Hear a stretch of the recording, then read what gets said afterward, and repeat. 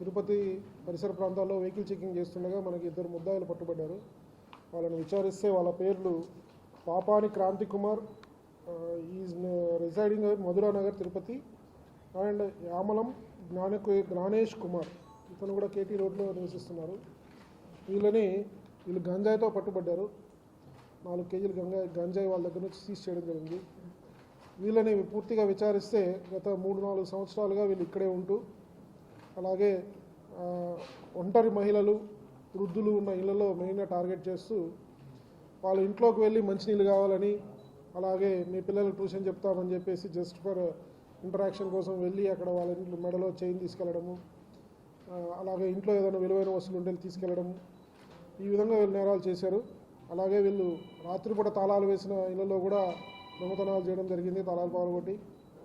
అంతేకాకుండా వీళ్ళు motor cycle theft కూడా ఒకటి చేయడం జరిగింది.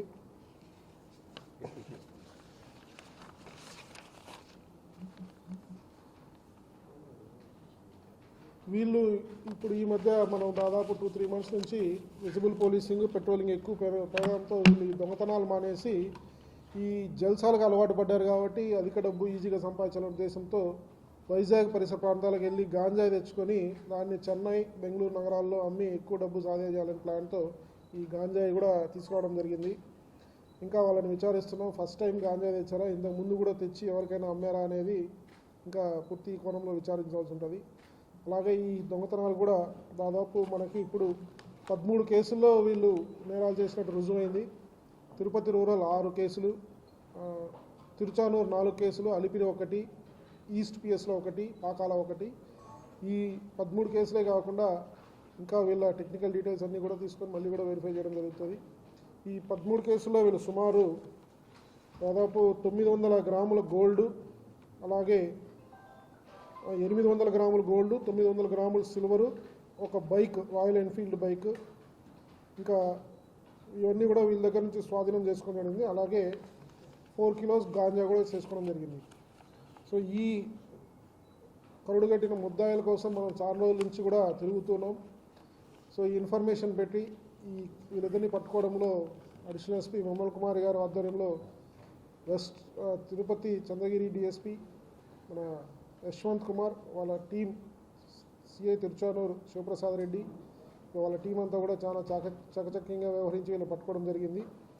అలాగే వీళ్ళకి దోహదపడిన ఐటీ కోర్ టీం ఎవరైతే టెక్నికల్ డీటెయిల్స్ ఇవ్వడం, టైం టు టైం వాళ్ళ లొకేషన్స్ కానీ ఇవన్నీ ఇవ్వడం వాళ్ళు సహకరించారు.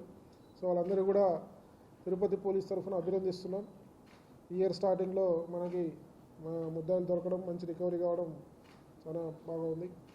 సో ఇక మీదట కూడా విజిబుల్ పోలీసింగ్ అండ్ పెట్రోలింగ్ కూడా పెంచుతున్నాం. సో ప్రజలందరికీ కూడా విజ్ఞప్తి చేయడం ఏంటంటే, ఈ తిరుపతి పర్యాటక ప్రాంతం కాబట్టి అవుట్ సైడర్స్ అఫెండర్స్ కూడా ఎక్కువ మంది వస్తున్నారు.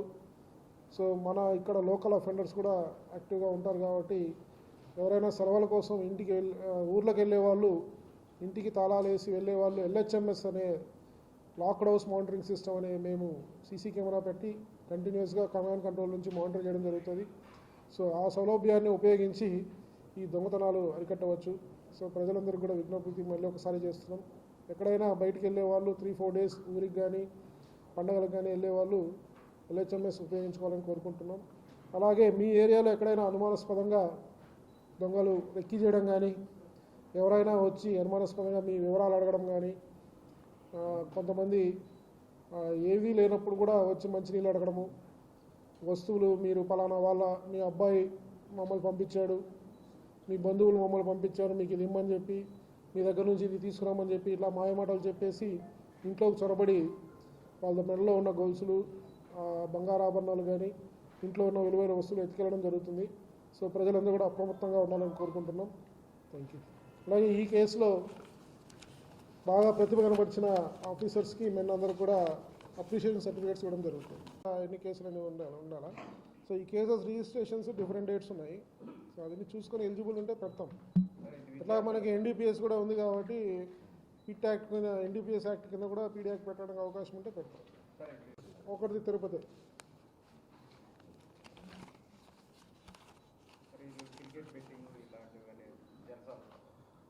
చెప్పారు, వాళ్ళు చెప్తున్నారు కానీ వాళ్ళకి ఏమి ఫోన్లో యాప్స్ కానీ డౌన్లోడ్ చేసినట్టు కానీ అవన్నీ ఇంకా రుజువు కాలేదు. ఏమైనా ఫర్దర్ ప్రోబ్ చేస్తే దొరకచ్చు. వాళ్ళు ఎవరైనా అలా ఉంటే కన్నా వాళ్ళకి ఇక్కడ లోకల్ ఎవరైనా అవి ఆడిచ్చే వాళ్ళు ఉన్నా కూడా వాళ్ళ దగ్గర నుంచి ఇన్ఫర్మేషన్ తీసుకొని ట్రేస్ చేయడం జరుగుతుంది. మరిన్ని వీడియోస్ కోసం ఛానల్ ని సబ్స్క్రైబ్ చేయండి, లేటెస్ట్ అప్డేట్స్ కోసం వాట్సాప్ ఛానల్ ని ఫాలో చేయండి అండ్ లింక్ డిస్క్రిప్షన్ లో ఉంది.